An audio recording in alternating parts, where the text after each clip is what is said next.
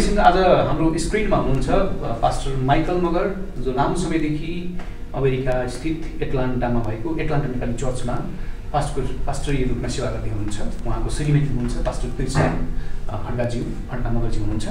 अनि उहाँहरू नेपाल आउनुभएको अवसरमा उहाँको सेवाकाईसँग सम्बन्धित रहेर हामी विभिन्न मिडियाकर्मीहरूले उहाँलाई प्रश्न गर्दैछौँ कि उहाँहरू सेवाकाईमा कसरी आउनुभयो, उहाँहरूको बाल्यकालदेखि भुटानमा रहँदाखेरि बाल्यकालदेखिको उहाँको अवस्था र नेपालमा आएर नेपालमा आउनुपर्ने बाध्यता, क्याम्पमा नेपालमा आएर नेपालको क्याम्पमा रिफ्युजी क्याम्पमा आउनुपर्ने बाध्यता कसरी सिर्जना भयो, कसरी प्रभुले पाउनुभयो, कसरी सेवाकाईमा आउनुभयो, यिनी विषयवस्तुमा केन्द्रित रहेर उहाँले आफ्नो कथा हामीसँग बाँड्दै हुनुहुन्छ। अब यो समय हामी उहाँलाई दिन चाहन्छौँ। उहाँको बाल्यकालको कथादेखि उहाँको श्रीमान श्रीमतीले आफ्नो कथा राख्नुहुनेछ। कृपया गरी यो समय तपाईँहरूलाई धन्यवाद यो प्रश्न सोध्नुभएको लागि र म यो अवसर पाएको लागि हाम्रो महान परमेश्वर धन्यवाद दिन्छु। किनभने परमेश्वरको आफ्नै योजना थियो मेरो जीवनमा र म चाहिँ विशेष भुटानको चिराङ जिल्लाको धजे गाउँमा जन्म भएको हो। मेरो बाबुको नाम हर्कबहादुर मगर भन्दाखेरि मेरो आमाको नाम चाहिँ देवीमाया मगर हो र मैले बाल्यकाल चाहिँ एउटा प्राथमिक विद्यालयमा बिताएँ र पछिबाट मैले जीवनमा बढ्दै जाँदाखेरि हाम्रो भुटानमा चाहिँ एकदमै बुद्धिस्ट कन्ट्री भएकोले गर्दाखेरि नि स्कुलमा पनि चाहिँ प्रार्थना गर्नु पर्थ्यो। यति बाक्लो चाहिँ त्यो दमाउने के भन्छ त्यो पुरै चाहिँ रड्नु पर्थ्यो, 1.5 घन्टा लाग्थ्यो त्यो प्रार्थना गर्नको लागि। अनि त्यो प्रभाव सँगसँगै मेरो बाल्यकाल चाहिँ एकदमै प्रायः मेरो छिमेकीहरू चाहिँ तल्लो घर पनि बाहुन, पल्लो घर पनि बाहुन होइन, तपाईँको इस्ट वेस्ट होइन, इस्ट तिनवटा के भन्छ क्षेत्र भनौँ कि या त डाइरेक्सनमा चाहिँ दिशामा चाहिँ क्षेत्री बाहुन हुनुहुन्थ्यो। माथिल्लो घर पुरेत, तल्लो घर पनि पण्डित टाइपको, उतापट्टि चाहिँ वैष्णवहरू होइन, अनि यता अर्कोपट्टि चाहिँ फेरि वेस्टतिर चाहिँ प्रायः मगरहरू हुन्थ्यो। र बाल्यकालदेखि नै एउटा बाहुन घरानामा बाहुनहरूले बोकेर लाने ल्याउने दुधमय खुवाउने सबै कुरो चाहिँ भएकोले गर्दाखेरि म एकदमै धार्मिकतामा स्कुलले गर्दा पनि सँगसँगै बाहुन क्षेत्रीसँग एकदमै सम्पर्क गरेको गर्दाखेरि धार्मिकताको लागि एकदम तिर्खाउने व्यक्ति भएँ। र मैले के गर्थेँ भन्दाखेरि एकदमै सानोबाटै धेरै चाहिँ देवी देवता भगवान्लाई पुज्दै गर्दाखेरि एउटै कुरो मेरो मनमा के थियो भन्दाखेरि के चाहिँ प्रश्न थियो भन्देखिलाई मैले यदि पाप गरेँ भने चाहिँ म चाहिँ नरक जानुपर्छ, जहाँ आगो धन्किएको छ, जहाँ दैतीहरूले चाहिँ काँडै भगवती चाहिँ राख्ने अनि मात्रै घोस्ने टाइपको त्यो एउटा काल्पनिक जुन चाहिँ हाम्रो त्यहाँ तीर्थयात्रा गर्ने साथीहरूले त्यो बाहुन दाजुभाइहरूले चाहिँ त्यो फोटो राखेर गर्दाखेरि त्यो हेर्दाखेरि धेरै मेरो मनमा प्रश्न आउँथ्यो, सत्यता कहाँ पाइन्छ त, उद्धारमुक्ति कहाँबाट पाइन्छ भन्ने कुरोको प्रश्न थियो। तर त्यसको उत्तर कहिले पनि पाएको थिइनँ होइन। जब म जवान अवस्थामा थिएँ त्यतिखेर चाहिँ हामी चाहिँ एउटा कीर्तन गर्ने कमिटी हाम्रो गाउँमा थियो। सबै त्यहाँ हामी मगर बाहुन मिलेर हामी टक्कै कीर्तन गर्थ्यौँ। अनि त्यो कीर्तन धेरै राम्रो हाम्रो लागि एकदमै एउटा उत्साहको कुरो थियो। त्यो कीर्तनले मलाई एउटा के काम चाहिँ सिकायो भन्दाखेरि बाजा गाजा बजाउनेदेखि लिएर होइन, हार्मोनियम बजाउने, गिटार बजाउनेदेखि लिएर गाउने एउटा प्रेरणा मलाई दिएको छ त्यसले। सँगसँगै त्यो धर्मले भनौँ न, त्यो हिन्दू धर्मले र बुद्धिस्ट धर्मले मलाई सत्यता खोज्ने एउटा बाटो पनि चाहिँ सृजना गरेको थियो। त्यसले गर्दाखेरि मैले खोज्दै जाँदाखेरि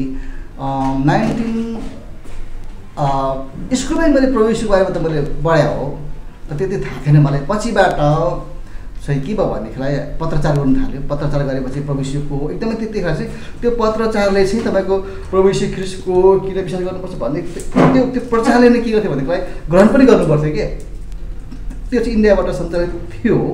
त्यो सँगसँगै मैले फेरि पनि पास्टर सिराज थापाबाट पनि उहाँले चाहिँ प्रभुलाई विश्वास गरेको कारणले गर्दाखेरि जो चाहिँ मेरो आफ्नै मामाको छोरा पनि हुनुहुन्थ्यो। उहाँले टासिगाङ हाई स्कुलमा पढ्दाखेरि चाहिँ प्रवेशलाई पाएकोले गर्दाखेरि उहाँबाट पनि प्रभुको बारेमा सुनेकोले गर्दाखेरि मैले 1987मा चाहिँ प्रभु यीशु ख्रीष्टलाई ग्रहण गरेँ। कसरी ग्रहण गरेँ भन्दाखेरि अहिलेको जस्तो ग्रहण गरे क्रम जसरी राखेर त्यो प्रार्थना दोहोऱ्याउने कुरो थिएन। तर उहाँहरू प्रार्थना गर्नुहुन्थ्यो। एक दिन चाहिँ उहाँले मेरो घरमा आउनु हुँदाखेरि उहाँहरू पास्टर फिलिप शर्मा र थिम्बुमाइले हुनुहुन्छ, उहाँलाई पनि सम्झना गर्न चाहन्छु।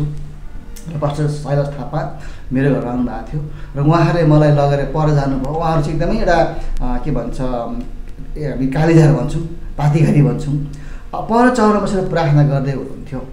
उनीहरूले प्रार्थना एकदम घुँडा टेकेर प्रार्थना गर्दाखेरि चाहिँ त्यतिखेर मलाई मेरो मनमा चाहिँ पवित्र आत्माले बोल्नुभयो, उनीहरूले पुजेको परमेश्वरै परमेश्वर हुन्छ, उहाँ बाहेक कुनै परमेश्वर छैन भन्ने कुरो मनमा प्रभुले बोल्नु भएपछि म त्यतिखेर निर्णय गरेँ अबदेखि उसो सबै कुरो म त्यागेर अब मरे बाँचे प्रभुलाई नै ग्रहण गर्छु भनेर मैले आफ्नो मनमा प्रभुलाई लिए पश्चात लगातार मैले आफ्नो घरको दसैँ तिहारदेखि लिएर सबै त्यो कीर्तन सबै कुरो मैले त्यागेर मैले प्रवेशलाई ग्रहण गरेर अघि बढ्न थालेँ। र अघि बढ्दै गर्दाखेरि थुप्रै गाउँमा चाहिँ विभिन्न नराम्रो विचारहरू नराम्रो किसिमको चाहिँ कुरोहरू चाहिँ मेरो बाबुआमाले लगाइदिएकोले गर्दाखेरि बाबुआमाले के पनि भन्नु भएन, तर धेरै टसर चाहिँ थियो र गाउँघरमा कुरा हुँदो रहेछ यसलाई चाहिँ ठिक पार्नुपर्छ भन्ने कुरो हुँदो रहेछ, तर उहाँहरू कहिले पनि हाम्रो आमासँग चाहिँ आउनु भएन। र उहाँलाई मैले प्रचार गर्ने मौका पाएँ त। त्यसले गर्दाखेरि मैले अब 1989मा चाहिँ मैले प्रभु यीशु ख्रीष्टको नाउँमा पिता पुत्र पवित्र आत्माको नाममा थिम्पूमा गएर पास्टर फिलिप शर्माबाट पानी ट्याङ्कीमा गएर चाहिँ बप्तिस्मा लिएँ। बप्तिस्मा लिए पश्चात म थिम्पूमा काम गर्दै थिएँ र अचानक देशमा चाहिँ एकदमै जुलुस हुन थाल्यो।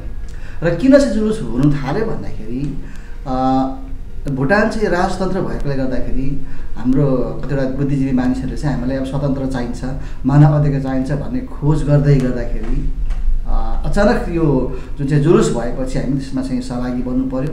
र 1990s को जुन चाहिँ जुलुस जुन चाहिँ पोलिटिकल इस्युजले गर्दाखेरि हामीले 1992मा चाहिँ आफ्नो देश छोडेर नेपाल आउनु पऱ्यो। र आउनुभन्दा अगाडि पनि हाम्रो केही गाउँघरमा धेरै विशेषहरू भएको थियो, सङ्गति थियो। अनि नेपालमा आएपछि पनि हामीले सङ्गति गर्नुपर्छ, त्यसको चाहना छ, तृष्णा भएकोले गर्दाखेरि हामीले पनि नेपालमा 1992देखि नै सङ्गति सुरु गऱ्यौँ।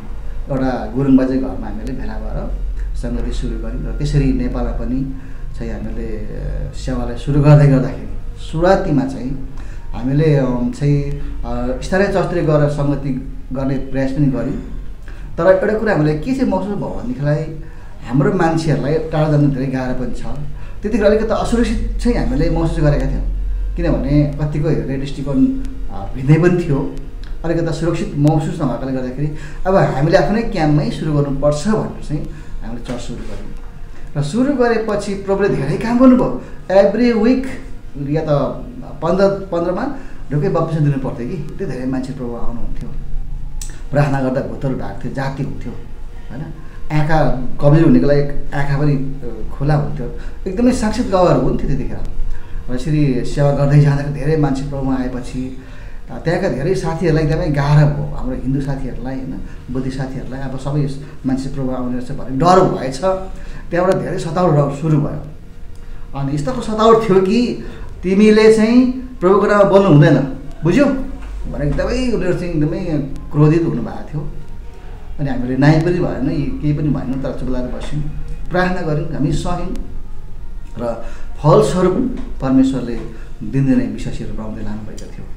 र पछिबाट चाहिँ अब बढेपछि एकताको कुरा आयो, सहमतिको कुरा आयो, सबै कुरो चाहिँ बढ्दै गएको हो। र अर्को कुरो एउटा कुरो चाहिँ के भन्न चाहन्छ भनेदेखिलाई हाम्रो क्याम्पमा हुँदाखेरि हामीले मलाई मात्र हामी सबैले चाहिँ अगुवाहरूले चाहिँ एउटा कुरो चाहिँ हामीले के हालिदिएका थियौँ भनेदेखिलाई विश्वासीहरूलाई मरे बाँचे दुःख सुखमा हामीले प्रभुको प्रचार गर्नु नै पर्छ, चाहे तपाईँ पढेको होस् चाहे नपढेको होस्, तर तपाईँले पाएको आशिष चाहिँ एकअर्कालाई बाँड्नै पर्छ भनेर हामीले एकदम उनीहरू चाहिँ एकदमै हामीले चाहिँ उत्साह गरेकोले गर्दाखेरि मलाई लाग्छ हाम्रो भुटनिस साथीहरू, हाम्रो प्रियहरू विश्वको जुनै कुरामा गए पनि उहाँहरूले मण्डली सुरु गरेको कारण चाहिँ मलाई लाग्छ उहाँहरूको दुःखमा प्रभुलाई पाएकोले गर्दाखेरि र परमेश्वरको महान आज्ञाले बुझेकोले गर्दाखेरि उनीहरू जहाँ गए पनि सायद उनीहरू पढेको होस् नपढेको होस्, तर उहाँहरूले चर्च सुरु गर्नुभयो, प्रचार गर्न सुरु गर्नुभयो र मण्डली स्थापना गर्नुभयो।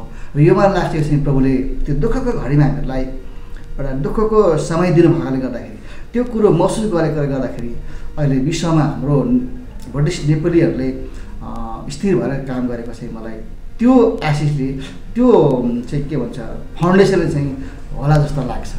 सबैलाई जय मसी।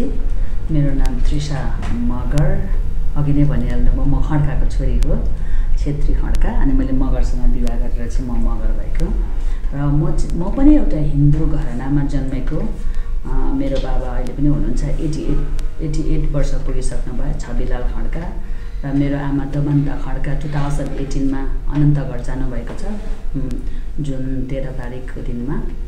र आज प्रभुलाई कसरी पायो भन्ने विषयमा चाहिँ उहाँको भन्दा मेरो अलिकति छुट्टै हुनसक्छ, किनभने म पनि एउटा हिन्दू घरानामै जन्मेको, तर हामी चाहिँ धेरै दिदीबहिनी, मेरो 6-7 जना दिदीबहिनीको बिचमा म चाहिँ ठुलो कान्छी के भन्छ अन्तरी छोरी भएकोले धेरै दिदीहरूको माया ममता पाएर अलिक त्यति साह्रो मलाई के गर्नुपर्ने धार्मिक विधि विधानहरू मलाई त्यति आउँदैन थियो। सबै अरूले ठुलोहरूले गरेर हामी केटाकेटी उफ्रेर खेल्ने मात्रै होला, र मलाई त्यति साह्रो बिचमा थाहा छैन। तर मिठो कुरा के छ भने मेरो दिदी साइली दिदी हुनुहुन्थ्यो, अनि उहाँले चाहिँ प्रभु यीशु ख्रीष्टलाई विश्वास गर्नुभएको रहेछ। त्यो पनि थाहा थिएन कसरी विश्वास गर्नु के गर्नु भन्ने।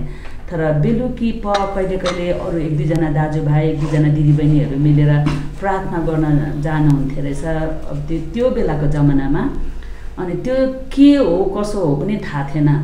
अनि दिदीले पनि हल्का बुझेको कारणले हामीलाई बुझाउँदाखेरि चाहिँ मलाई चाहिँ एकदम मन पर्यो। मैले चाहिँ सत्यताको खोजी गरेको चाहिँ होइन, तर मलाई त्यो मन पर्यो क्या एकदमै दिदीले बोलेको कुराहरू। अनि म सानो अवस्थादेखि नै 6-7 वर्षको 8 वर्ष हुँदादेखि नै दिदीले विश्वास गरेको प्रभु, दिदीले मानेको प्रभुलाई चाहिँ म पनि मान्छु भन्ने थियो।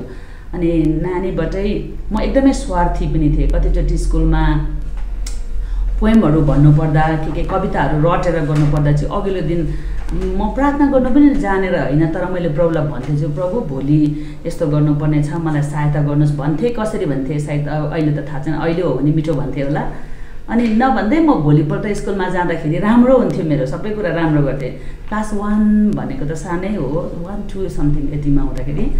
अनि त्यसै नै मैले चाहिँ त्यसरी नै प्रभु यीशु ख्रीष्टलाई विश्वास ग्रहण चाहिँ गरेको थिइनँ, तर विश्वास गर्दै आएँ। मलाई कतिवटा कुराहरूमा विश्वास लाग्दैन थियो, त्यो दसैँ तिहार यताउता। तर केटाकेटी भएको कारणले कतिचोटि पैसाको लागि पनि कुदिहिँड्थेँ है, फल्ना ठाउँमा गएर आफन्तकोमा गएर टिकाहरू लायो भने 1-2 पैसा दिन्थेँ, त्यसको लागि नै कुद्थेँ। तर मैले साँचो प्रकारले प्रभुलाई चाहिँ 1989 मा मैले प्रभुलाई ग्रहण गरेँ। अनि त्यस पछाडि मैले पानीको ब्याप्टिजम पनि लिएँ। थिम्पू भनेको चाहिँ भुटानको राजधानी हो, र मैले त्यहीँनिर प्रभुलाई ग्रहण गरेँ, ब्याप्टिजम लिएँ। अनि त्यसरी त्यो दिनदेखि आजसम्म पनि म परमप्रभुलाई धन्यवाद दिन्छु। म विश्वासमा मैले जुन दिनदेखि मैले पाइला हालेँ त्यो दिनदेखि मैले मेरो पाइला घुराउनु परेको छैन, पछाडि फर्केर मैले हेर्नु परेको छैन, अनि हेर्दिनँ पनि। र उनी परमेश्वरलाई सेवा गर्दै, उनी परमेश्वरको काम गर्दै, दुःखमा सुखमा जस्तै अवस्थामा पनि उहाँसँग नै एकदमै घनिष्ठ हुँदै अगाडि बढ्ने मैले निर्णय गरेको छु। अनि अहिले पनि त्यसरी नै हामी आइरहेको छौँ। अघि नै भनिहाल्नु भयो, भुटानमै मैले प्रभुलाई ग्रहण गरेको, अनि भुटानमै मैले विवाह गरेको। नेपाल हामी त्यतिखेर नेपाल आउने बेला भएको थियो। अनि त्यसरी नै विवाह गरेर 1 दिन 2 दिन मात्रै म उहाँको घरमा बसेँ। हाम्रो हनीमुन चाहिँ नेपालमै भयो भन्नु होला, मिठो कुरा चाहिँ। अनि त्यसरी क्याम्पमा आयौँ। तर एउटा फेज हुँदो रहेछ, एउटा सिजन हुँदो रहेछ। जब हामी क्याम्पमा आएर अलिक महिना अलिक वर्षतिर चाहिँ धेरै मानिसहरूले प्रभुलाई विश्वास गर्नुभयो। एकदमै अघि उहाँले भने चाहिँ ब्याप्टिजमहरू भइरहेको थियो, अनि धेरै प्रभुमा आउनुभयो। तर त्यो पनि एउटा सिजन हो रहेछ। अलिक पछाडितिर चाहिँ फेरि त्यो अलिक घट्दै गयो। अनि क्याम्पमा त्यसरी सङ्गति गर्दै हामी 18-19 वर्ष क्याम्पमा बसिसके पछाडि प्रभुको अनुग्रहले हामीले अमेरिका जाने मौका पायौँ। अनि यो अमेरिका पनि जसरी अहिले धेरै भुटनिजहरू आइओएम प्रोसेसबाट जानुभएको छ, हामी चाहिँ त्योभन्दा अगाडि गयौँ। हाम्रो परिवार, म, मेरो श्रीमान, मेरो छोरा र छोरी, हामी 4 जनाको चाहिँ एकजना हामीले चिनेको अङ्कल हुनुहुन्थ्यो, उहाँले नै हामीलाई इन्भिटेसन लिएर सिलगढीमा आएर दिइकन हामी त्यहाँ जान सक्यौँ।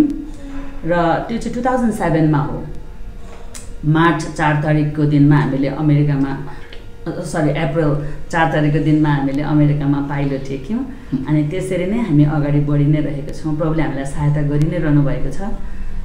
उनी परमेश्वरले हामीलाई, अनि अमेरिका गएर हाम्रो एउटा छोरा छ फेरि, र अहिले जम्मा हामी 3 जना 2टा छोरा, एउटा छोरी। अहिले मेरो एकजना बुहारी हुनुहुन्छ, एउटा नातिनी, अनि मेरो सासु आमा। हुन त मेरो डल्लै परिवार, मेरो माइती पक्ष पनि र मेरो घर परिवार पनि सबै अहिले चाहिँ अमेरिकामै हुनुहुन्छ। तर सुरुमा चाहिँ हामी यति मात्रै गएको थियौँ, र त्यसरी नै प्रभुले हामीलाई सहायता गर्नुभयो। अनि हामी 2007 मा पुग्यौँ। 2008 बाट हामीले उहाँ पनि अमेरिकामा पनि त्यतिखेर हामीसँग नेपालीहरू हुनुहुन्थेन। थोरै एकजना दार्जिलिङको बहिनी हुनुहुन्थ्यो, उहाँले पनि अमेरिकन भाइसित बिहा गर्नुभएको थियो। अनि हाम्रो दाजु सिलास थापा हुनुहुन्थ्यो। अनि हामी 2-4 जना मिलेर सङ्गति चाहिँ हामीले सुरु गऱ्यौँ। अनि त्यसै प्रभुले सहायता गर्नुभयो। अनि अलिक पछाडि बुटनिजहरू जब आउन थाल्यो, धेरै मात्रामा आफ्नै मण्डलीहरूको क्याम्पमा हुँदाको हाम्रै मण्डलीहरू डल्लै त्यतै जानुभयो। अनि त्यही सङ्गति पनि सुरु भयो। सबै त भन्दिनँ, आफ्ना आफन्तहरू कतिपय विभिन्न ठाउँहरूमा हुनुहुन्छ, उहाँहरू त्यसरी जानुभयो। अनि त्यहाँ पुगेर पनि एउटा सिजन के भइदियो भने सुरुवातीको चरणहरूमा अमेरिकामा गएर पनि धेरै मानिसहरूले प्रभुलाई विश्वास गरे। मण्डलीमा नआटी हुन्थ्यो है, हामीलाई बस्ने ठाउँहरू पनि हुन्थेन। कतिचोटि हामी पछाडि उभिनु पर्ने हुन्थ्यो। अलिक हामी अग्रपन्थी भएकोले हामीले अन्डरस्ट्यान्ड गरेर न्यु कमर्सहरूलाई हामीले अगाडि राख्थ्यौँ र हामी चाहिँ उभिने गर्थ्यौँ। अनि त्यसरी सुरुवातीमा हामी एउटा मण्डली थियौँ जर्जिया एटलान्टामा। अहिले त हामी थुप्रै मण्डलीहरू पनि छौँ।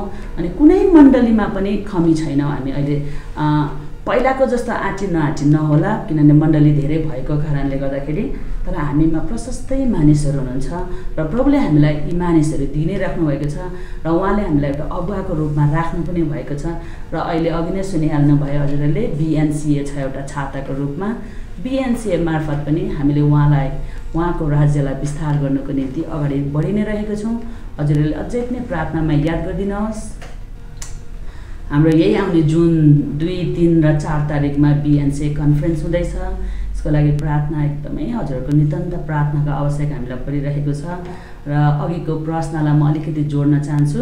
हामीसँग BNNM को फाउन्डर प्रेसिडेन्ट आदरणीय पास्टर हाबिल रसाइलीजी हुनुहुन्छ, यसपालिको वक्ता उहाँ हुनुहुन्छ। अनि हामीले गत वर्षहरूमा धेरैचोटि प्रार्थना गरेको छौँ। BNCA, BNNM र रे अफ होपहरू मिलेर हामीले धेरैचोटि प्रार्थनाहरू पनि गरिरहेका छौँ। र त्यसरी नै हाम्रो प्रयास छ, हामी कोसिस गरिरहेका छौँ। किनभने हामी सबै उनै परमेश्वरलाई पछ्याइरहेका छौँ र सबैजना एकै ठाउँमा आएर एउटै प्लेटफर्ममा रहेर उहाँको सेवा गर्नको निम्ति। तर यो सबै गर्नको निम्ति चाहिँ प्रभुले नै हामीलाई सहायता गर्नुभएको होस् भनेर हाम्रो प्रार्थना छ। र उहाँलाई नै हामी अगुवाई मागिरहेको छौँ। मलाई लाग्छ जसरी अहिले नेपालमा 3टा संस्थाहरू जसरी एकमा आएर अगाडि बढ्नुभएको छ, हामी प्रार्थना गरिरहेका छौँ प्रभुले यो दिनहरू हामीलाई दिनुहुन्छ। पर्खिनु मात्रै अलिकति गाह्रो परेको होला अहिलेको समयमा, तर त्यसको पनि सिजन छ भनेर म विश्वास गर्छु। अनि हामीले त्यसमा आशा गरिरहेका छौँ। यहाँ चाहिँ BNCA को केमा हुनुहुन्छ त्यो पनि भनिदिनुहोस् न। धन्यवाद। हजुर, हामी BNCA को एक्जिक्युटिभ बोर्डमा हामी अहिले 13 जना छौँ र म चाहिँ एउटा वुमेन कोअर्डिनेटर हो BNCA को। BNCA मा रहेर पनि काम गरिरहेको छु। अनि यहाँले अघि स्कुल हुँदाखेरि कविता लेख्ने गर्थेँ भन्नुभयो, अहिले पनि कविता वाचन गर्न सक्नुहुन्छ? लेख्ने होइन, त्यो कविताहरू भन्नु पर्थ्यो, लेख्ने होइन। म लेख्न त सक्दिनँ।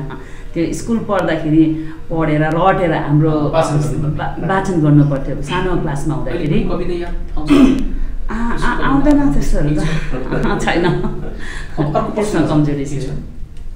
अर्को प्रसङ्गमा जाउँ। पास्टर माइकल मगरज्यू, यहाँले सन् 1990 को दशकमा तपाईँ भुटानबाट नेपाल आउनुभयो विवाह गरेर, होइन? भनेको 96 तिर होइन, 92 मा सन् 1992 मा तपाईँ विवाह गरेर भुटानदेखि नेपाल आउनुभयो। त्यो बाध्यता थियो नेपाल आउनुपर्ने, होइन त? विश्वास गरिसके पछाडि आफ्नो आस्थालाई कायम गर्न सकिएन। त्यहाँ मुस्किल थियो, न्यारातन्त्र थियो। त्यतिखेर म क्रिस्चियन हुँ भनेर त्यहाँ आफूलाई परिचय स्थापित गर्न भुटानमा सजिलो थिएन। फलस्वरूप पनि तपाईँ नेपाल आउनुभयो। नेपाल आउँदाखेरि तपाईँले कतिको सङ्घर्ष गर्नु पर्यो? अनि के कस्तो सङ्घर्ष गर्नुभयो तपाईँले क्याम्पमा आउँदाखेरि? कसरी तपाईँका सुरुवातका दिनहरू त्यहाँ सुरुवात गर्नुभयो? त्यो सङ्घर्षको कथा सुनौँ न। अमेरिकामा हुनुहुन्छ, अमेरिका जस्तो सुविधा सम्पन्न देशमा हुनुहुन्छ, तेस्रो मुलुकको स्थापना हुने क्रममा तपाईँ भुटान नेपालको रिफ्युजी क्याम्पदेखि IOM मार्फत तपाईँ अमेरिका जानुभयो। तपाईँ लगायत लाखौँ व्यक्तिहरू त्यहाँ हुनुहुन्छ। IOM-बाट होइन, IOM-बाट हुनुभन्दा हामी अगाडि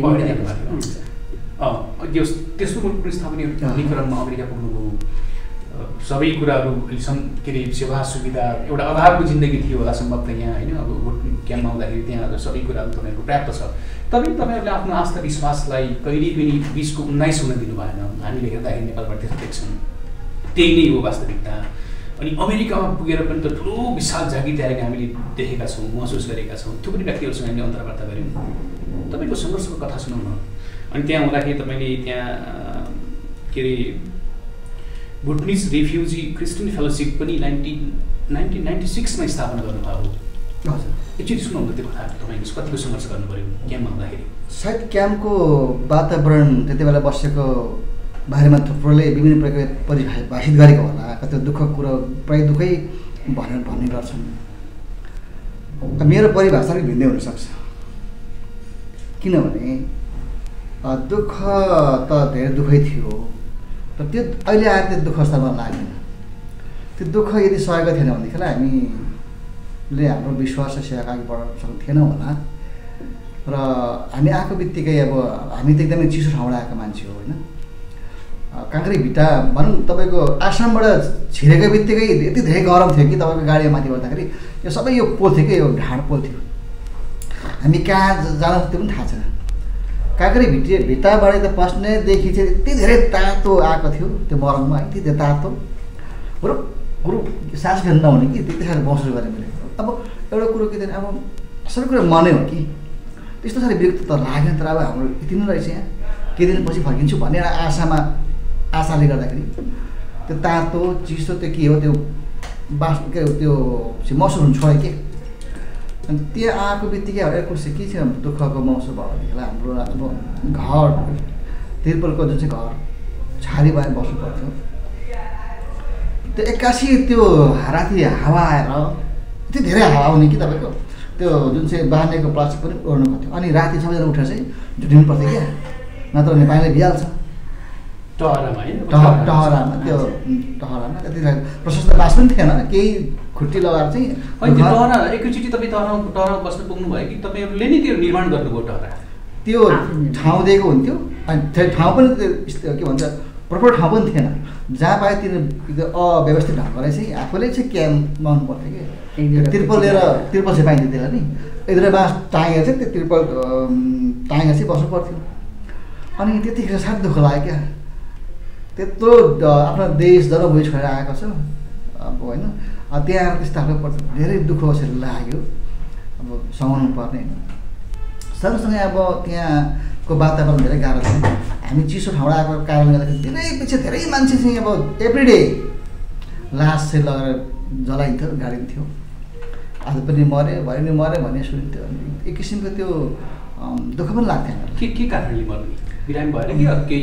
बिरामी चाहिँ कति त्यो चिसोबाट आएको मान्छेहरू अचानक आएर अब दही पिउने अब यस्तै अर्को पदार्थहरू पिउने होइन गरेर चाहिँ अचानक निमोनिया हुने, कसरी के हुने, राम्रो उपचार थिएन, प्रपर के भन्छ मेडिकलहरू थिएन। त्यसले गर्दा धेरै मान्छेहरूले आफ्नो ज्यान गुमाउनु पऱ्यो। एउटा कुरो त उनीहरूले त सचेत नभए पनि हो। हामीसँग राम्रोसँगको सेनिटेसन पनि थिएन नि त, त्यहाँ नै प्रपर सेनिटेसनहरू पनि थिएन। प्राइभेसीको त कुरै छोडिदिन्थ्यो त, परको कुरा हो। प्राइभेसीहरू पनि थिएन, अनि टोयलेटहरू जताततै, त्यसले गर्दा धुवा धुलो मैला अनि खानुपर्ने। अनि विशेष गरी त्यो मर्नेमा चाहिँ विशेष जस्तो बुढौली अलिक एल्डरली पिपल र सानो सानो नानीहरू इन्फ्यान्टहरू त्यस्तोहरू चाहिँ बढी मात्रामा मरेको थियो। अनि बिबिचकोहरू पनि थियो, तर निमोनियाहरूको कारणले कलोरिया कि के भन्ने एउटा बिमार हो, यसले पनि मरिरहेको थिए। तर प्रभुलाई धन्यवाद दिन्छु, हामीलाई चाहिँ उहाँले राखिराख्नु भयो उहाँकै सेवाकाई गर्नुको निम्ति। त्यसरी नै हामीले दुःखको सङ्घर्ष त गऱ्यौँ, तर अहिले आएर उहाँले भने जस्तै कतिचोटि त्यतिखेर त हामीलाई बाइबलको कतिवटा कुरा पनि थाहा थिएन, नयाँहरू थियौँ हामी सबै। अहिले आएर चाहिँ बाइबलमा हामीले जब पढ्दै जाँदाखेरि रोमी सम्राटहरूको कतिवटा कुराहरू हेर्दाखेरि दुःख पाएको होइन, त्यसको तुलनामा चाहिँ हामी चाहिँ एउटा अनुभवबाट मात्रै गयौँ। त्यो दुःख थिएन भने आज हाम्रो यो गवाई नै थिएन। र प्रभुले हामीलाई त्यो बाटो भएर जान दिनुभयो, अनि त्यो बाटो भएर जाँदाखेरि आज हामी बोल्न सक्ने भयौँ। र म त्यसलाई दुःख त थियो, त्यसलाई वर्णन गर्नु भने त दुःख धेरै छ, तर दुःखभन्दा पनि माथि चाहिँ अनन्त छ। प्रभुले हामीलाई अनन्तको जीवन राखिदिनु भएको छ, त्यसमा चाहिँ हामी खुसी छौँ। म चाहिँ प्रभुलाई धन्यवाद दिन चाहन्छु। त्यो घडी त्यो परिस्थिति नबनेको भनेदेखिलाई आज हामी युएसमा पुग्ने थिएनौँ। हामी सबैजना विभिन्न चाहिँ विश्वको विभिन्न भागमा चाहिँ हामी पुगेको थिएनौँ र परमेश्वरको आफ्नो योजना थियो। र मलाई लाग्छ हामीलाई परमेश्वरले त्यहाँ ट्रेनिङमा राख्नु भएको तालिम दिँदै हुनुहुन्थ्यो। त्यसले गर्दाखेरि मलाई लाग्छ त्यो थुप्रै कुरोको आवश्यकता भए पनि हामीले कहिले पनि आत्मिकतामा तल हुन दिनु भएन। र म त अहिले के भन्छु भनेदेखिलाई त्यो दुःखको घडीमा एउटा तालिम दिएको कारणले गर्दाखेरि हामीले आज हाम्रो मण्डली हाम्रो युएसमा विभिन्न ठाउँमा चाहिँ यसरी प्रयोगको काम गर्दै गएको कारण चाहिँ त्यो पनि हो। दुःखको कुरा गर्दाखेरि हामीलाई प्रचार अलि पछाडि गएर प्रचार गर्नु अप्ठ्यारो थियो। मनाइ गर्न खोज्नुहुन्थ्यो उहाँहरूले प्रचार नगर्नु भनेर, किनभने दैनिकी रूपमा जस्तो क्रिस्चियनहरूको वृद्धि भइरहेको कारणले गर्दा। अनि एक दिनको घटनालाई म अलिकति जोड्न चाहन्छु। एकजना भाइ हुनुहुन्थ्यो, उहाँ अहिले हाम्रो मण्डलीको एसोसिएट पास्टर पनि हुनुहुन्छ। अनि त्यसले गर्दाखेरि उहाँले विश्वास गरेको कारणले गर्दाखेरि उहाँहरूको परिवार एकदमै सादा सिधा हुनुहुन्छ, तर उहाँलाई चाहिँ विश्वास गराइयो भनेर चाहिँ क्याम्पमा रहेर काम गर्ने अलिकति अनि अरू जो बोल्नु सक्छ टाठो बाठोहरूले चाहिँ हामीलाई त्यतिखेर धेरै किन यसरी प्रभुमा विश्वास गराएको क्रिस्चियन बनाएको भन्ने कुराहरू गर्नुभयो। अनि त्यति मात्रै नभएर राति हामी सुतिरहेको अवस्थामा ठुलो भिडहरू मिलेर आएर सुतेकै ठाउँबाट बेडबाट तानेर लाने भन्नाले तपाईँलाई लाग्छ कसरी घरभित्र पस्यो भनेर। क्याम्पको घरको अवस्था त्यस्तै थियो होइन। त्यसरी तानेर लाने अनि कुट्ने यताउता गर्नुभयो। तर आज म के पनि भन्छु भने त्यतिखेर हामी उहाँलाई एकजना मात्रै होइन अरू धेरैजनालाई त्यो क्याम्पकै झेल थियो, त्यसमा लगेर राख्यो। बिना कसुर त्यहाँ गएर बस्नु पर्यो, बिना कसुर कुटाइ खानु पर्यो, बिना कसुर आफैले माफ माग्नु पर्यो होइन। हामीले केही पनि गल्ती नगर्दाखेरि पनि माफ माग्नु पर्यो। र आज यो सबै कुराहरूले हामीलाई त्यतिखेर लाने कुट्ने, कतिजनाले सायद यो भिडियो हेर्नुहुन्छ होला सुन्नुहुन्छ होला, तपाईँहरू कहिले पनि अप्ठ्यारो नमान्नुहोस्, किनभने हामीले त्यो दिनदेखि नै द भेरी फर्स्ट मोमेन्टदेखि नै हामीले तपाईँलाई क्षमा गरिसकेको छौँ। हामी प्रार्थनाको दिन छौँ, हामी आशा गर्छौँ हजुरहरू सँगै मिलेर एक दिन सेवाकै गर्न पाऊँ भनेर। हामीले कहिले पनि त्यसलाई तितोपन राखेको छैनौँ। त्यो दिनदेखि नै हामीले हजुरहरूलाई माफ गरेको छौँ। तपाईँहरू जहाँ हुनुहुन्छ हेर्नुभयो भने पनि कतिले सुन्नुहुन्छ देख्नुहुन्छ र त्यो अप्ठ्यारोपन तपाईँहरूलाई अनकम्फर्टेबल भइरहेको छ, फिल फ्री, हामीले तपाईँहरूलाई पहिल्यैबाट माफ दिइसकेका छौँ। अलि जोड्नु पऱ्यो, त्यो बगाले घुसी बगाले लात्ती पनि हामीले चाहिँ मैले चाहिँ महसुस गरेको छु। अनि मलाई यो व्यक्तिले तान्दाखेरि मेरो यो स्यान्डो पनि फटाएको थियो। त्यस्तै अवस्थामा चाहिँ त्यो के भन्छ जेलमा गएर बस्नु परेको थियो। अनि पछिबाट त्यो मैले गल्ती गरेको छु तपाईँ प्रसार गर्नु या त भनेर मलाई गल्ती भयो भनेर क्षमा माग्नु परेको थियो। त्यसको बदला लिने कहिले पनि मैले मनमा सोचिनँ। बरु सानै भएर प्रभु काम गर्ने। यदि मैले उनीहरूसँग त्यसको सट्टामा मैले प्रतिक्रिया जनाएको भएदेखि मेरो लागि थुप्रै मान्छेहरू थियो। त्यतिखेर स्थानीय मान्छे धेरै नै थियो, साथीहरू धेरै थियो, तर त्यस्तो कहिले पनि गरिनँ। किनभने एउटा प्रभुको काम गर्नको लागि सहेर काम गर्नुपर्छ भन्ने कुरो थाहा थियो मलाई। यीशु ख्रीष्ट आफै पनि त स्वर्गको सुखले त्याग गरेर धरतीमा आउनुभयो नि, क्रुससम्म जानुभयो, क्रुसदेखि चिहानमा जानुभयो र चिहानदेखि फेरि पनि जीवित उठ्नुभयो नि त। त्यो दृश्यले त्यो सत्यताले चाहिँ मलाई माफी दिन सानो बदल बस्न मलाई त्यो बचाउने सहायता गरेकोले गर्दाखेरि मैले सहे पश्चात पछिबाट हामीले बृहत ढङ्गमा प्रोग्राम गर्नु स्वतन्त्र भयो। किनभने पहिला गभर्मेन्टदेखि नै अलिक स्ट्रिक्ट थियो त्यो समाजमा। पछिबाट त्यहाँको होमस्टेबाट गएको जुन चाहिँ व्यक्तित्व हुनुहुन्छ आरसिओ भन्छ, उहाँहरूसँग चाहिँ सल्लाह गरेर उहाँहरूदेखि चाहिँ स्वीकृति लिएर हामीले बृहत सुसमाचार पनि हामीले गऱ्यौँ। 10,000 मान्छेको बिचमा सुसमाचार गऱ्यौँ हामीले। कुना कुनामा प्रत्येक घरमा पनि हामीले प्रचार दिएका छौँ। क्याम्पमै हुँदाखेरि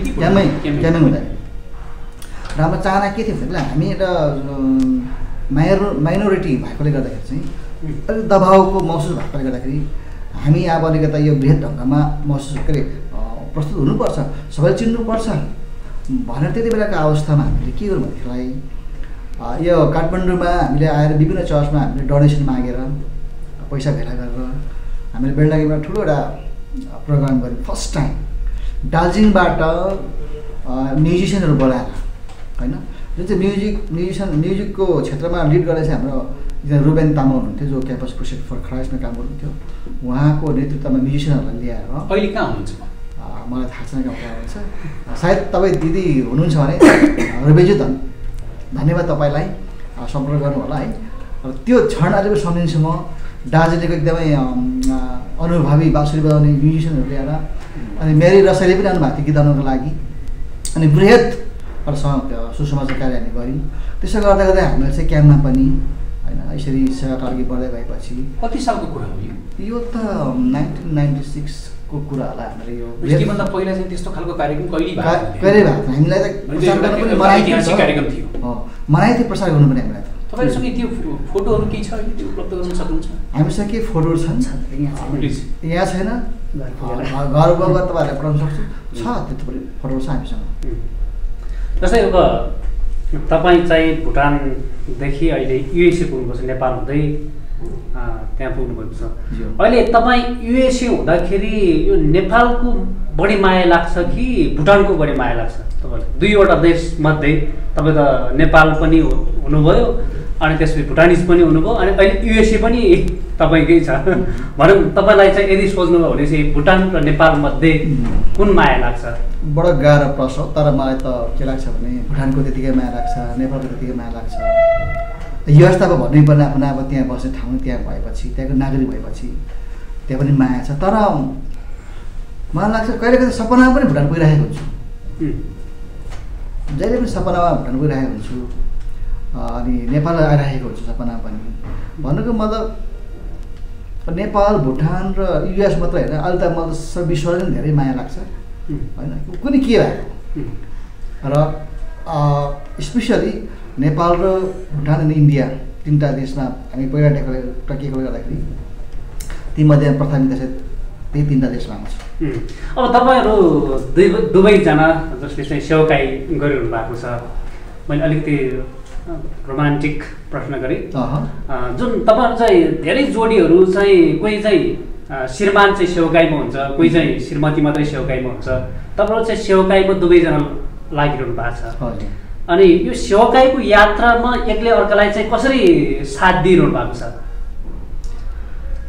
बाइबलले भन्छ यदि जस्तै आदम बिहान अधुरो हुन्थ्यो होइन, त्यसरी नै हामी एक आपसमा सँगै सेवा गर्दैछौँ। अब ऊ बिना त म त सेवा गर्न सक्दिनँ नि, उसको सहायता मलाई चाहिन्छ, मेरो सहायता उसलाई चाहिन्छ र उसले मलाई हरेक क्षेत्रमा सँगै सङ्गति गर्न होइन, कति घटी कमी त्रुटिहरूमा सुधार गर्ने सल्लाह दिने नम्बर 1 उहाँ नै हुनुहुन्छ है। र यो सेवा गर्ने क्रममा चाहिँ दुईजना सँगै सेवा गर्ने भने चाहिँ सेवाको सफलता म महसुस गर्दिनँ, अधुरै म चाहिँ महसुस गर्छु।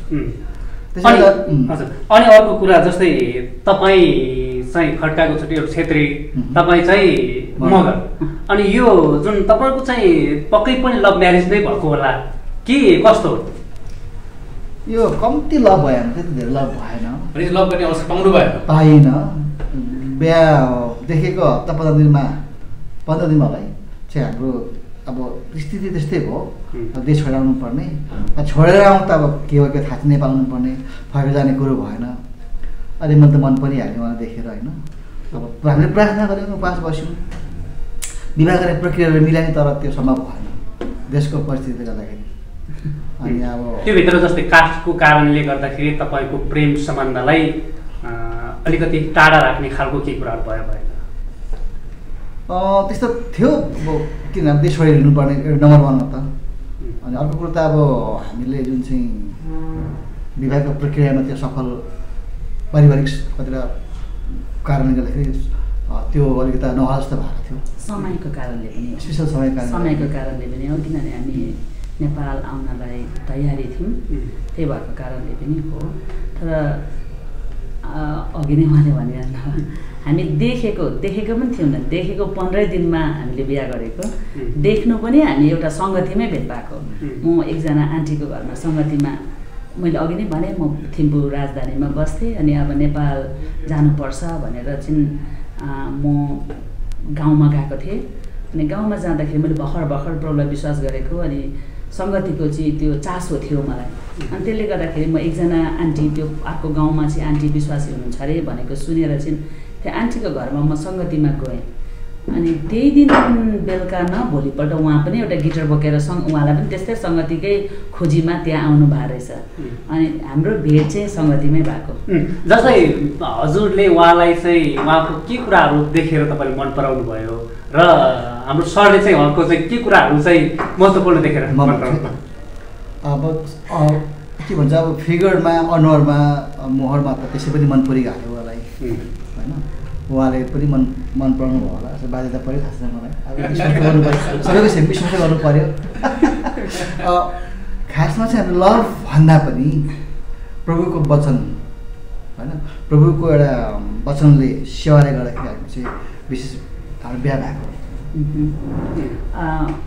हजुरले सोधिहाल्छुखेरि मलाई नै भन्नु बाध्य भए मलाई चाहिँ खासै मैले अघि नै भने म नयाँ विश्वासी थिएँ मैले त्यति साह्रो केही पनि प्रभुको बारेमा बुझेको पनि थिइनँ तर मलाई अहिले लाग्दाखेरि मैले त्यो मत्तीको किताबको वचनहरू चाहिँ सुनेको रहेछु क्या अनि त्यारी नै भनेछ नि दुईटै आँखा लिएर नरकुण्ड जानुभन्दा एउटा आँखा फ्यालेर स्वर्ग जानु असल हुन्छ भन्ने कुराहरू अहिले आएर चाहिँ अहिले आएर मलाई खासै उहाँको फिगर मनपर्ने त्यस्तो केही पनि भएको होइन एउटा कुरा त म सानै पनि थिएँ म भर्खर 17 वर्षको थिएँ अनि त्यो मलाई विवाह गर्नु थिएँ अनि मलाई बिहा गर्नुपर्छ भन्ने खालको दिमाग पनि थिएन रहेछ तर मैले त्यो वचन चाहिँ सुनेको थिएँ क्या त्यो सबै प्रभुको इच्छा हो रहेछ त्यो वचन सुन्दाखेरि चाहिँ उहाँले मलाई प्रपोज गर्दाखेरि मेरो दिमागले चाहिँ मलाई के हरायो भने मैले नो भने म नरक जान्छु भन्ने मेरो दिमागले त्यो बुझ्यो क्या त्यतिखेरको दिमागले मैले नो भन्ने बित्तिकै म नरक जाने रहेछु भन्ने भयो अनि मैले यस पनि भनिनँ नो पनि भनिनँ तर उहाँसँग मौन स्वीकृति दिनु हो हजुर मौन स्वीकृति चाहिँ दिएर सरी तर त्यस्तो खासै केही पनि भएको चाहिँ होइन हजुर अनि अहिले जस्तै इन्टरकास्ट म्यारेज पनि भयो तपाईँहरूको अनि अहिले भुटानदेखि युएसएसम्मको यात्रा तपाईँले पुरा गर्नुभएको छ यो लामो समयमा तपाईँहरू दुवैजना भित्र त्यस्तो खालको मनमुटावहरू भएको छ कि छैन त्यो इन्टरकास्टले मात्रै नभएर तपाईँ जस्तो एउटा वैवाहिक सम्बन्धमा जोडिसकेपछि केही खालको पारिवारिक कुराहरूमा पनि अब विवाद हुने सामान्य कुराहरूमा को अलिकति लचकता कसले अपनाउँछ त्यस्तो झगडा यस्तो मनमुटाव चाहिँ कहिले पनि भएन कहिले भएन कतिचोटि सुन्दाखेरि अनौठो लाग्छ होला श्रीमान श्रीमतीमा आँखा लाउने कुराहरू हुन्छ म प्रभुलाई धन्यवाद दिन्छु डे 1 देखि आजसम्म मलाई कसरी आँखा लाउनुपर्छ मलाई अहिलेसम्म आएको छैन अब त नातिनी भइसकेको छ आँखा लाउने कुरै पनि आएन होइन त्यो भएन मलाई अनि अरू कतिवटा कुरामा अब नमिल्ने त्यो सामान्य श्रीमान श्रीमतीमा त हुन्छ पकाएको खानेकुरा यदि मन पराइदिनु भएन भने पराउनु पर्छ भन्ने त्यस्तो अलिकति त हुन्छ तर वैवाहिक जीवनको विषयमा चाहिँ कहिले पनि भएन र अब त जानु हुँदैन असन्तुष्टि हुँदै भएन है कहिल्यै भएन मलाई पनि कहिले भएन अनि फ्यामिलीमा को हुन्छ अघि नै मैले भने मेरो सासु आमा हुनुहुन्छ हामी सँगै चाहिँ 75 वर्ष पुग्नु भएको छ अनि मेरो 2टा छोरा एउटा छोरी छोरा बिहे गरेको छ बुहारी र मेरो एउटा नातिनी छ 20 महिनाको मेरो छोरा काम गर्दैछ छोरी मेरो कलेजमा छ सानो छोरा स्कुलमा छ टेक्निकली हामी जान मिल्दैन हामी युएस सिटिजन भएको हुँदाखेरि पनि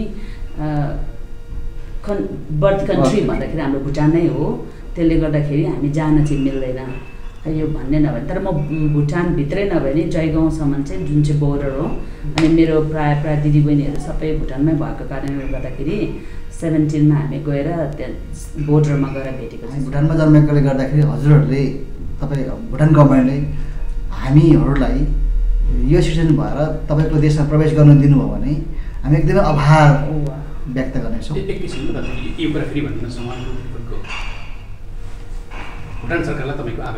हामी सबै विदेशमा भए पनि कतिवटा ब्रिटिसहरूको मन चाहिँ जानु पायो हुन्थ्यो त्यही बस्नु नपाए पनि एकपल्ट गएर आफ्नो ठाउँ हेरेर आउनु पायो हुन्थ्यो भने हरेकको हृदयमा चाहिँ त्यो जलन छ कि र यस मिडियाबाट म भुटान सरकारलाई मेरो अनुरोध छ हजुरहरूले जति पनि थर्ड कन्ट्री सेटलमेन्ट गर्नुभएको सम्पूर्ण बुद्धिस्टहरूलाई तपाईँहरूले भिसा दिएर तपाईँको देश भिजिट गर्न दिनुभयो भने एकदमै हामी आभार व्यक्त गर्न चाहन्छौँ हामी जन्मेको हुर्केको ठाउँमा जान्छौँ मात्रै हामी अरू केही गर्नु नसक्ला तर हेरेर फर्किने अनुमति हजुरहरूले दिनुहोस् भनिकन म आग्रह गर्न चाहन्छु भुटानबाट नेपाल आइकन रिफ्युजी क्याम्पमा बसिकन तेस्रो मुलुक पुनर्स्थापना भइसके पछाडि जस्तो तपाईँहरू अमेरिकामा हुनुहुन्छ भनेपछि अहिले तपाईँहरू अफिसियल्ली भुटानमा तपाईँको बर्थ प्लेस भुटानमा जान सक्नुहुन्न त्यही एलाउ छैन कारण भुटानदेखि छैन तर यदि भुटान गभर्मेन्टले हामीलाई एलाउ गर्नु हो भनेदेखि चाहिँ हामी मात्रै होइन अहिले हाम्रो नाना नानीहरूलाई पनि हामीले भुटान यस्तो थियो उस्तो थियो भन्दा मेरो नानीहरू पनि एकदमै भुटान जाने इच्छा चाहिँ गर्नुहुन्छ, तर हामी जान सकिरहेको छैनौँ। अनि यसमै जोड्दै इन्डिभिजुअल हेज इन्डिभिजुअल राइट होइन, हामी सबैको आफ्नो आफ्नो राइट छ, विल छ।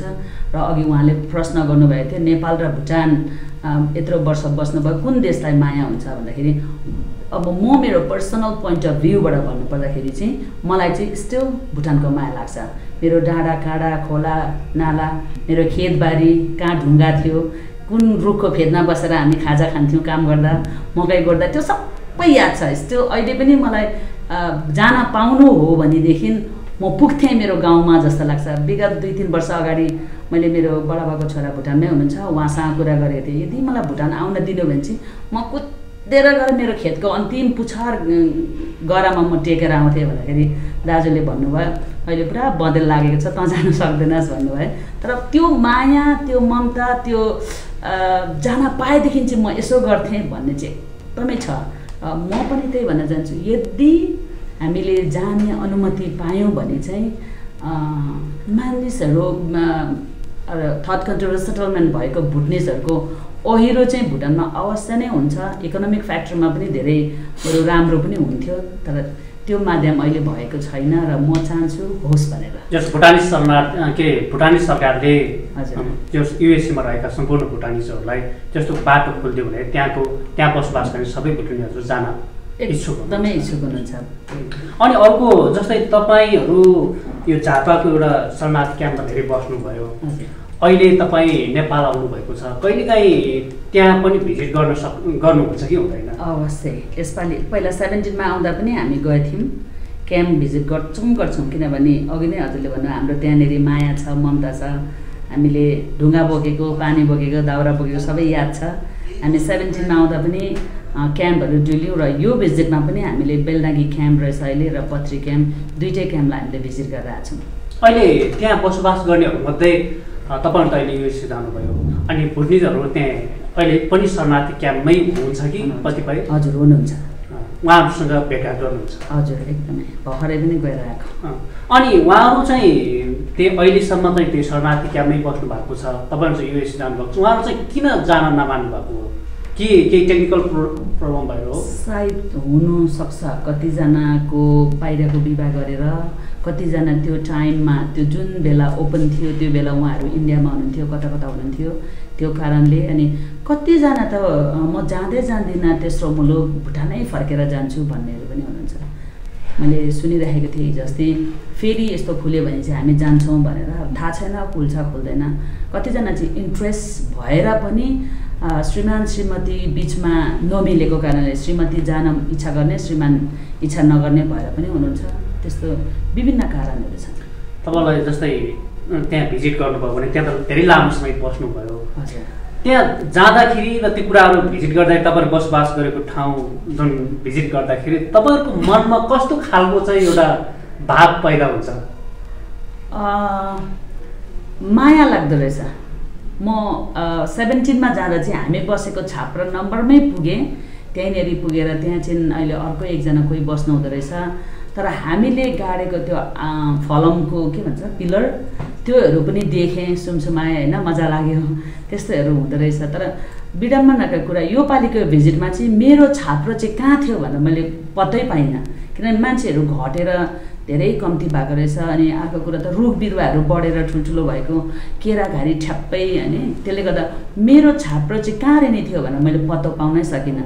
तर त्यहाँ मानिसहरूसँग 1-2जनासँग हामी बस्यौँ, आफ्नो आफन्तहरू पनि हुनुहुन्छ, फोटो खिच्यौँ। हाम्रो चर्च छ स्टिल त्यहाँ, बिआरसिएफ चर्च, त्यहाँ गयौँ, चर्चको एकजना भाइहरूसँग गफ गऱ्यौँ, सिसी, हजुर, त्यहाँ गफ गऱ्यौँ। तर यसपालि चाहिँ मैले छाप्रो भेटाइनँ मेरो।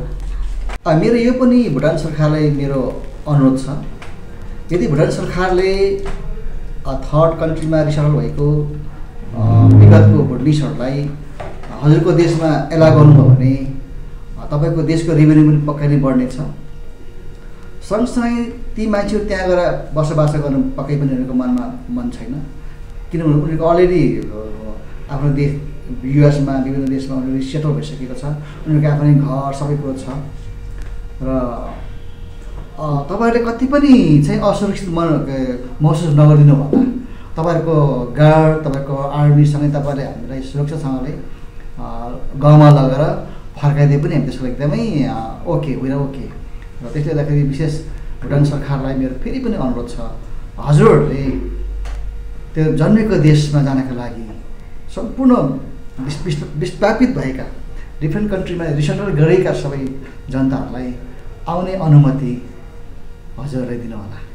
Thank you very much. त्यो त पोलिटिकल टक पनि हो नि होइन, पोलिटिकल एजेन्डा पनि हो। अमेरिकन सरकार र भुटान सरकार बिच चाहिँ संवाद हुनु पर्यो। त्यसको लागि हाम्रो एउटा प्लान के छ भनेदेखिलाई हामी चाँडैभन्दा चाँडै कहिले हुन्छ हामी जति पनि बिएनसीका पदाधिकारीहरू बुद्धिजीवीहरू मिलेर युएसको न्युयोर्कमा भुटान एम्बेसीमा गएर केही एपिल गर्ने भन्ने हाम्रो सरसल्लाह पनि भइराखेको छ र सायद यसलाई यो वर्ष केही गर्नुपर्ने हो कि भन्ने पनि हाम्रो मनमा चाहिँ लागिराखेको छ। हामी पहल चाहिँ गर्ने रिक्वेस्ट चाहिँ गर्ने भुटान सरकारलाई। यहाँहरूले धेरै सङ्घर्ष गरेर शरणार्थी भएर नेपालमा बस्नुभयो, भुटानबाट यता आइसकेपछि र अहिले अमेरिकामा जानुभएको पनि लामो समय भइसक्यो। अमेरिकामा रहेका भुटनित नेपालीहरूको अवस्था कस्तो छ, त्यहाँ उहाँहरू कसरी बसिराख्नु भएको छ र उहाँहरूको अवस्थाको साथसाथमा उहाँहरू अहिले अमेरिकामा रहनुभएका भुटनित नेपालीहरूले के समस्या भोगिराखेका छन् त्यो पनि बताइदिनुहोस् न।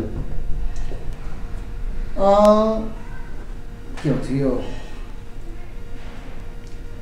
धेरै फरक छ।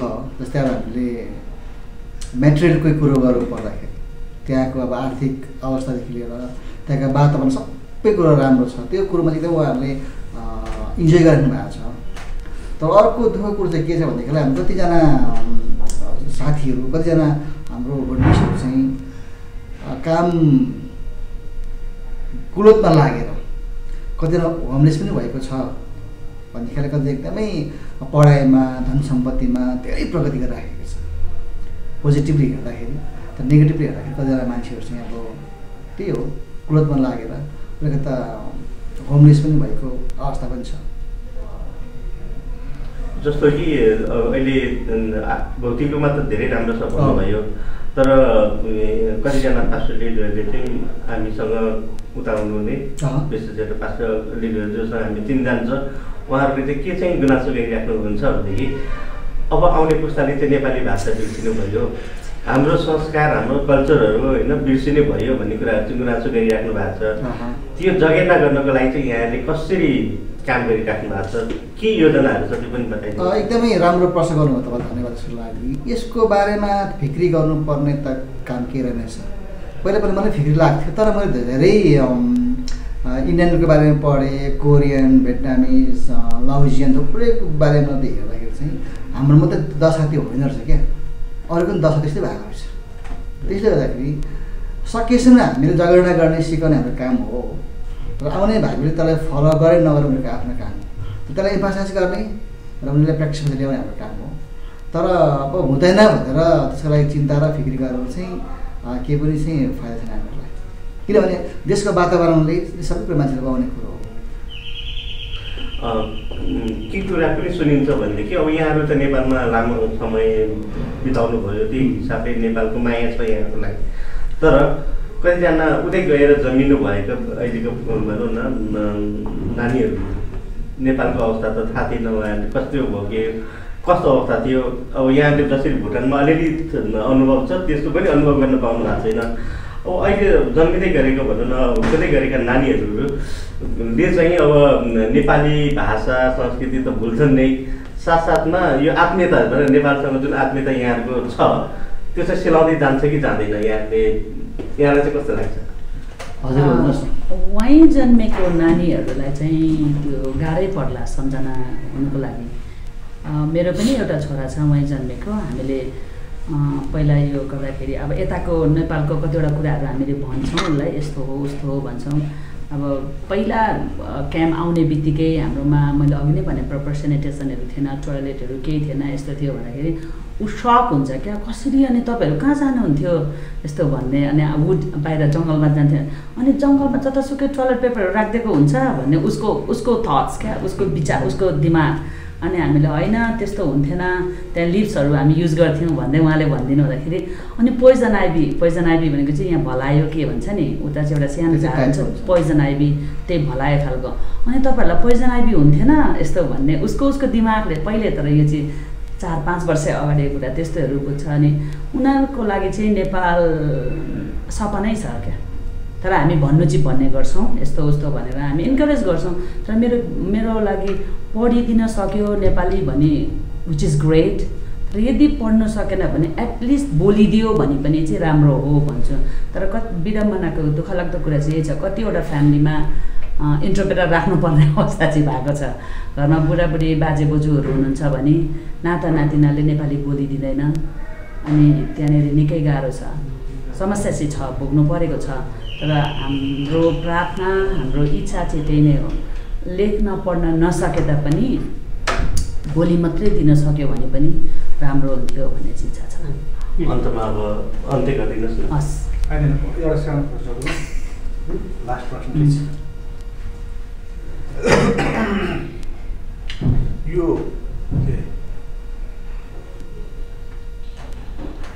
अभावमा र प्रशस्तमा सेवाई तपाईँले दुवैजनाले गरिसक्नु छ, कस्तो के फरक हुँदो रहेछ? अभावमा के हुन्छ र प्रशस्तमा के हुँदो रहेछ? म एउटा विशेषी भएको सत्य कुरा बोल्नुपर्छ। दुःखमा जसलाई पनि धेरै प्रभुको उपस्थितिको नजिकताको महसुस हुन्छ हामीलाई, सुखमा कता कता अलिकता आत्मिकतामा अलिक पर भएको जस्तो महसुस हुन्छ। त्यसले गर्दाखेरि हामीहरू जहिले पनि दुःख सुखको कुरालाई दुवैलाई सन्तुलन चाहिँ राख्नुपर्छ जस्तो लाग्छ। हजुर, मेरो पनि भनाइ त्यही नै हो। मैले हिजो पनि सायद अलिकति भनेको थिएँ, क्याम्पमा हुँदा हामीलाई हाम्रो जिउने तरिकामा दुःख थियो, हाम्रो रुपियाँ पैसामा दुःख थियो, तर हामीसँग प्रशस्त टाइम चाहिँ थियो अरे। तर उहाँ गएपछि हामीलाई रुपियाँ पैसा हामीलाई छ, हामी एसी भएको गाडीमा घरमा बस्छौँ, त्यो सुविधा छ सबै कुरा, तर हामीसँग टाइम चाहिँ एकदमै च्यालेन्जिङ हो। अनि उहाँले भने चाहिँ हामीले यो सबै दुइटै कुरामा दुःखमा पनि हामी चाहिँ सेवै गर्ने हो र सुखमा पनि सेवै गर्ने हो, र हामीले यसलाई चाहिँ ब्यालेन्समा लिएको छौँ।